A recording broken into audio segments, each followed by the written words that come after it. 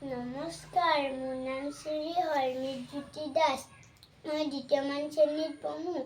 মই এটা কবিতা আবৃত্তি কৰিম। কবিতাটোৰ নাম হ'ল পূজাৰ মজা। কবি অৱনী কুমাৰ শইকীয়া। পূজাৰ মজা। পূজাৰ বজাৰ কিমান মজা, ৰং বিৰঙৰ বেলুনে ভৰা, বিধে বিধে কত মিঠাই খাই লাগে মজা।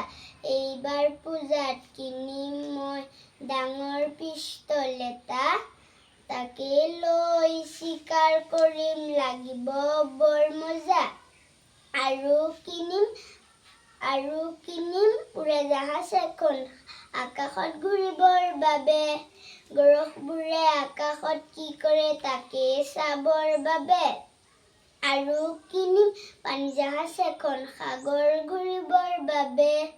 পৃথিৱীৰ ঘূৰ্ণিয়া প্ৰমাণ কৰিম, দেখোক মংগলিনৰ দৰে।